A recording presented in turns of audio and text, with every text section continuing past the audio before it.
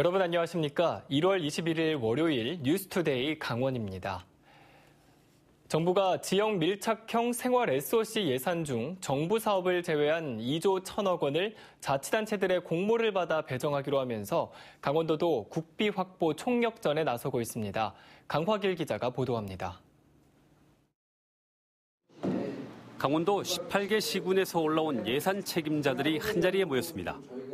정부가 새로 내놓은 지역 밀착형 생활 SOC 공모 사업을 따내기 위해서입니다. 지역 밀착형 생활 SOC는 다목적 체육관과 도서관 등 일상생활과 밀접한 문화, 관광, 체험시설을 말합니다. 정부는 올해 8조 6천억 원을 투자하는데 이 중 2조 1천억 원을 공모로 배분합니다. 예산도 상반기에 65%까지 조기 집행합니다. 사업비의 절반은 지자체가 부담하지만 오랜 수건을 해결할 수 있어 경쟁이 치열할 것으로 예상됩니다. 이럴 때 저희가 한 발 앞서 움직이면은 또 최소한 다른 시도만큼, 다른 시군만큼 예산을 확보할 수 있지 않을까 하는 생각에 우리 이제 바쁘신 실장님, 과장님들 모신 거고.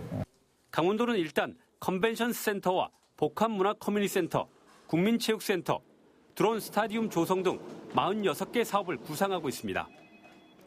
강원도와 시군은 일찌감치 별도의 추진단을 신설해 정부 공모에 대응하고 있습니다. 하지만 앞서 제시한 사업들은 이미 이전부터 계획되고 추진되어 온 것들입니다.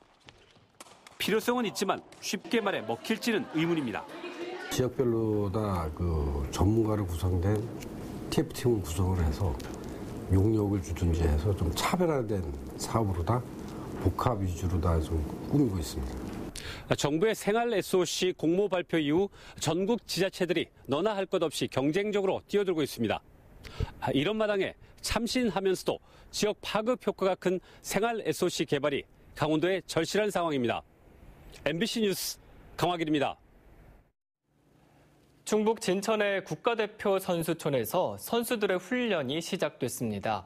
강원도 국가대표 선수들도 힘차게 2019년에 각오를 전했는데요. 김인성 기자가 전해드립니다. 충북 진천의 국가대표 선수촌에서 선수들의 훈련이 시작됐습니다.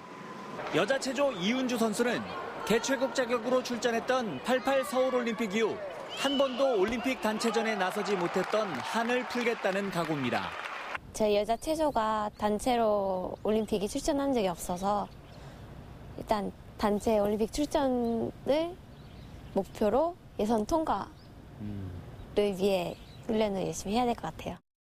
남녀 유도 대표팀은 내년도 올림픽이 유도 종주국 일본에서 열리는데도 긴장하지 않고 마음을 다잡고 있습니다. 또 일본이라는 나라에 가가지고 일본 선수를 맺히고 일본 관중들에게 박수를 받는 게 또 제 나름 목표로 정하고 있습니다. 동계 종목 선수들은 꿈만 같던 평창올림픽을 뒤로하고 2022년 베이징 동계올림픽을 목표로 뛰고 있습니다. 2018년도 평창올림픽이 열렸던 강원도에서 훈련을 하고 태어났다는 자부심을 가지고 2022년도 베이징 올림픽에 꼭 출전해서 좋은 성적을 얻은 뒤에 강원도를 알리고 싶습니다. 사격 선수들은 도쿄올림픽 출전권이 걸린 세계대회를 앞두고 맹훈련을 시작했습니다. 올해 준비 좀 잘해서 내년에 좋은 올림픽도 나가고 좋은 성적을 낼 수 있게 올해 좀 준비 잘하고 스스로 좀 힘을 만들어가는 시기가 됐으면 좋겠어요. 지난해 전국체전 우승자 육상 임찬호 선수는 한국 신기록과 아시아 재패, 올림픽 출전에 3마리 토끼를 다 잡겠다는 목표를 세웠습니다. 이게 4월에 열리는 아시아 선수권이 1차 목표고요. 그다음에 도쿄올림픽과 올해 열리는 카타르에서 열리는 세계 선수권을 출전을 목표로 하고 있습니다. 2019년 새해를 맞아 강원도의 국가대표 선수들이 진천 선수촌에서 희망의 땀방울을 흘리고 있습니다. MBC 뉴스 김인성입니다. 강릉 지역의 택시에는 올림픽 빙상 경기 개최 도시라는 브랜드 광고들이 붙어 있습니다. 하지만 올림픽 개최 1년이 되면서 광고 디자인을 교체해야 하지만 관련 예산이 없어 사업 추진이 막혀 있습니다. 황병춘 기자입니다. 버스터미널 택시 승강장에 손님을 기다리는 택시들이 줄지어 서 있습니다. 차량 옆면에는 소량강릉 브랜드와 함께 2018 빙상 경기 개최 도시 강릉 광고가 있습니다. 동계올림픽 인기 종목이 강릉에서 열리는 것을 알리려고 시 예산으로 부착했습니다. 이제 올림픽이 끝난 지 1년이 돼가면서 브랜드 광고를 교체해야 하지만 관련 예산이 없어 사업 추진은 어렵습니다. 지난해 말 택시 감차 사업이 무산되면서 브랜드 광고료 4억 원과 신규 설치 예산 9천만 원이 전액 삭감됐습니다. 택시업체에서 감차 무산됐습니다. 그래서 무산되면서 우리가 어떤 재정 지원도 삭감하게 된 그런 것입니다. 강릉시는 택시업계 브랜드 광고 계약 기간이 끝났고 올해는 광고료 지원이 없음을 통보했습니다. 택시업체가 알아서 상업 광고를 유치해 광고 디자인을 바꿔야 합니다. 상업 광고를 유치하지 못한 업체의 택시들은 올림픽 브랜드 광고를 계속 붙이고 다니거나 광고 없이 빈 공간으로 다녀야 합니다. 갑작스런 택시 브랜드 광고 지원 중단으로 디자인 교체에 혼란을 겪게 됐습니다. MBC 뉴스 황병철입니다. DMZ 인근의 분당 현장과 생태, 문화, 역사 자원을 체험할 수 있는 도보 여행길 조성과 관련해 정부의 현장 점검이 이번 주에 실시됩니다. 강원도는 DMZ 5개 군지역의 조성 예정인 가칭 통일을 여는 길 공모 사업과 관련해 행정안전부가 이번 주에 현장 점검에 나선다고 밝혔습니다. 강원도는 5개 군 중심 마을에 5개의 거점센터를 설치할 예정입니다. 거점센터는 폐교와 마을회관 등을 새로 단장해 게스트하우스나 식당, 카페, 특산물 판매장으로 사용될 예정입니다. 통일을 여는 길 사업은 이달 말쯤 그 대상이 확정될 예정입니다. 환경부가 공사 현장 등 미세먼지 발생 사업장을 점검한 결과 도내에서는 48곳이 환경 기준을 위반한 것으로 나타났습니다. 적발된 곳은 대기배출 사업장 23곳과 난림먼지 발생 사업장 25곳이며 위반 내용은 먼지 억제 시설 미설치와 대기배출 상태 측정 미이행 등입니다. 적발된 사업장은 고발 조치되거나 과태료가 부과됐으며 일반인들의 불법 소각 행위에 대해서도 359건이 적발됐습니다. 화천군의 지역 출신 대학생 등록금 100% 지원 정책이 관심을 끌고 있는 가운데 지난해에는 모두 704명의 학생이 그 등록금을 지원받은 것으로 확인됐습니다. 화천군에 따르면 지난해 학자금 지원을 받은 화천 출신 학생은 모두 704명으로 지원 액수는 모두 9억 9천만 원이었습니다. 이 학생들 중 440명은 주거 지원비도 4억 4천만 원을 지원받았습니다. 화천군은 올해 지원 대상 인원이 소폭 늘 것으로 보고 모두 26억 원의 예산을 확보했다고 밝혔습니다. 지난해 강원도 양양 지역에서 열린 송이축제와 연어축제의 직접적인 경제 효과가 모두 175억 원으로 집계됐습니다.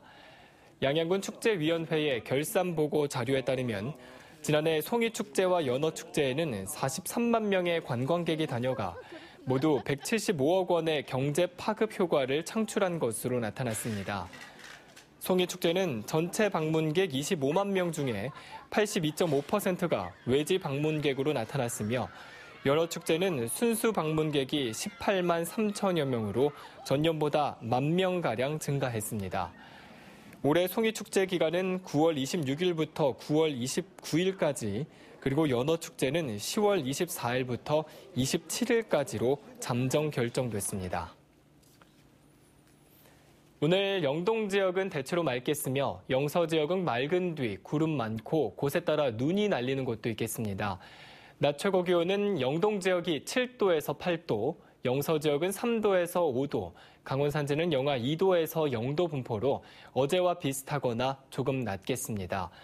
또 철원과 화천, 양구, 평창, 그리고 강원 중북부 산지에는 한파주의보가 발효 중입니다.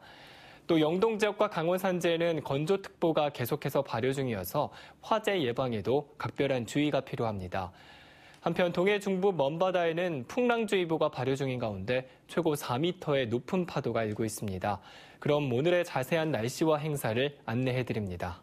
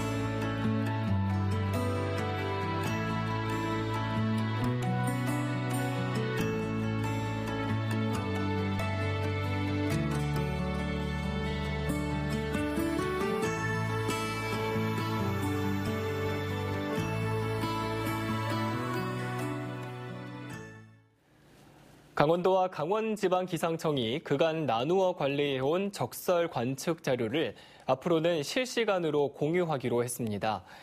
그동안 강원도는 23개 지점에서, 기상청은 48개 지점에서 적설량을 관측해왔지만 앞으로는 71개 지점의 관측 자료를 공동으로 활용하게 됩니다.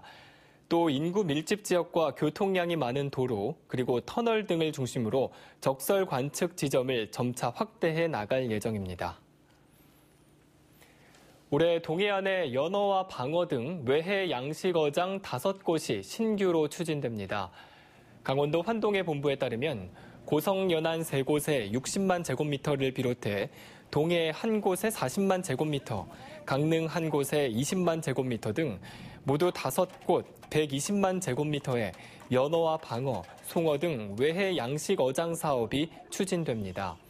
외해 양식어장은 개발계획 제출과 면허 대상 예정자 선정 등을 거쳐 6월 말까지 어업 면허 처분을 받아 그 사업이 추진될 예정입니다.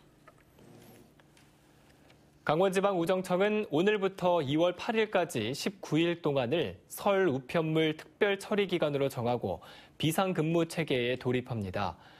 강원지방우정청은 올해 소포 우편물 접수와 배달 등 총 97만 통이 처리될 것으로 예상하고 200여 명의 추가 인력을 투입할 방침입니다. 또 귀성과 연휴로 집과 사무실을 비우는 경우가 많고 배달 물량이 폭증할 것으로 예상되는 만큼 부패 우려가 있는 우편물은 28일부터 2월 7일까지 그 접수를 제한합니다. 삼척시가 해안지구 관광 개발을 위해 해양관광진흥지구로 지정받아 민자 유치를 유치해 개발에 나설 계획입니다. 삼척시는 해양 경기가 수려한 궁촌에서 신남까지 13km 해안 일대를 개발하기 위해 국토교통부에 해안관광진흥지구 지정을 신청할 예정입니다. 이를 위해 개발 방안 수립을 위한 연구 용역을 실시한 뒤 정부 공모에 응모할 계획입니다. 삼척시는 해양관광진흥지구로 지정되면 민간 자본을 유치하거나 컨소시엄을 구성해 체계적인 개발에 나설 계획입니다. 횡성군 농어촌버스 운행 체계가 다음 달 1일부로 전면 개편됩니다. 횡성군은 대중교통 이용객 감소와 버스 기사들의 근로시간 단축에 따라 비효율 노선과 중복 노선을 폐지하거나 통합하는 등 모두 51개 노선 117회 운행으로 조정한다고 밝혔습니다. 평창 개촌과 홍천 시동으로 가는 일부 노선이 폐지되고 KTX 횡성 역사와 대성병원 노선이 연장 운행되며 원주 연계 노선을 횡성 실정에 맞도록 조정해 환승 시스템도 새롭게 도입될 예정입니다. 춘천과 원주, 강릉 등 도내 평준화 고등학교 신입생 추첨 배정에서 선 배정을 받은 학생 가운데 3자녀 이상이 가장 많은 것으로 나타났습니다. 올해 선 배정된 학생 606명 중 3자녀 이상을 이유로 집과 가까운 학교에 선 배정된 학생은 350여 명으로 절반 이상을 차지했습니다. 다음으로 체육특기자가 120명, 쌍둥이가 85명, 국가유공자 자녀 16명 등이었습니다. 또 소년, 소녀 가장은 7명이었고 암 등 중증 질환을 앓는 학생도 9명에 가까워 집과 가까운 곳에 먼저 배정된 것으로 나타났습니다. 춘천시의 옛 번화가인 육림고개 일다가 30년 만에 활기를 되찾고 있습니다. 춘천시는 2017년부터 육림고개 활성화를 위해 청년몰 조성 사업을 추진해 최근 방문객이 늘어나는 등 상권이 활성화되고 있다고 밝혔습니다. 현재는 육림고개에는 닭강정과 꽃 디저트, 한방 카페, 레스토랑, 수공예 상점 등이 자리 잡고 주말 하루 평균 방문객이 2,000명에 달하는 것으로 추산되고 있습니다.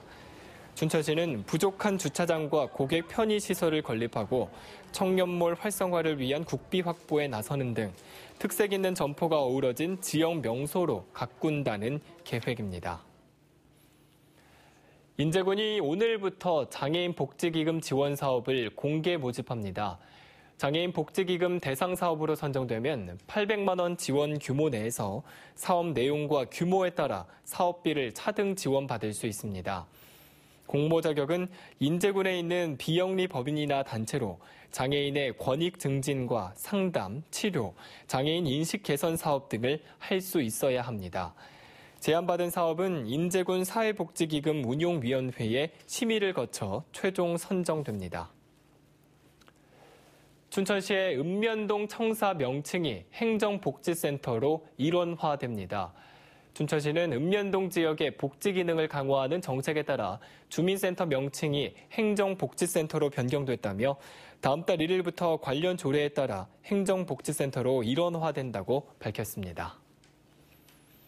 이상으로 뉴스투데이 강원을 마칩니다. 고맙습니다.